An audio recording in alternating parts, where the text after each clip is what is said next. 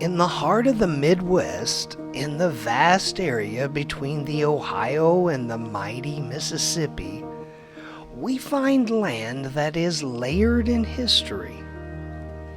From archaeological sites revealing the earliest woodland people who inhabited the area, to locations shaped by early settlers intent on taming its wilderness.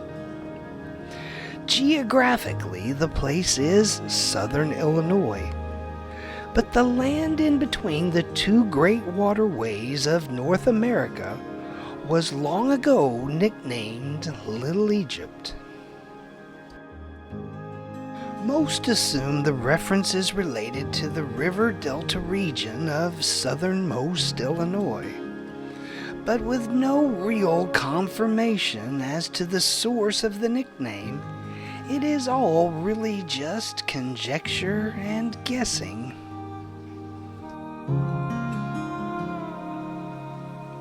In the early 1800s, choosing biblical Egyptian names for newly organized villages and towns became quite fashionable throughout southern Illinois, leading some to speculate as to this being the origins of the moniker.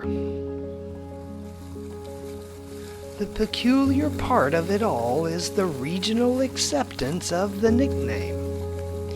A region with a long documented history of being unable to agree on much of anything have wholeheartedly agreed on the epithet of Little Egypt applying to all of southern Illinois. Embraced long ago, Egyptian references have taken on many forms over the decades. From a New York Times best-selling book title to the Powell's marketing slogan used to sell dungarees. A favorite of 1930s WPA photographer Arthur Rothstein, who captured more than a dozen Powell's barn roof advertisements with his lens. In the fall of 1939, crowds turned out on Marion's town square to hear about Little Egypt's new Veterans Administration hospital.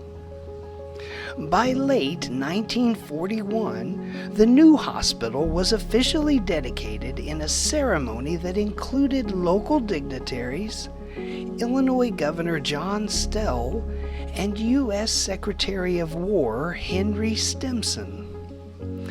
As someone who believed in honoring traditions, it would be Secretary Stimson who would suggest Egyptian Revival style architecture for Marion's new facility. And to this day, Little Egypt's VA hospital remains the only VA hospital to be built with a pyramid. There is a Latin term used to describe the intangible qualities that define a place. Pronounced genius loci, it roughly translates in English as spirit of place. As far as intangible defining qualities go, Southern Illinois' spirit as Little Egypt has certainly defined much of its history and the souls who've called the land home.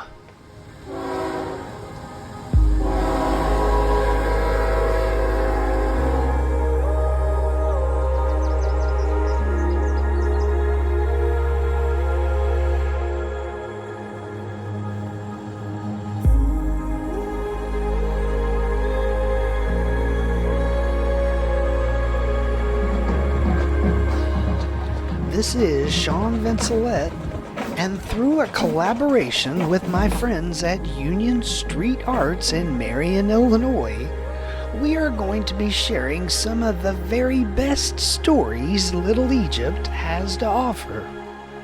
So join us as we share the stories of Southern Illinois.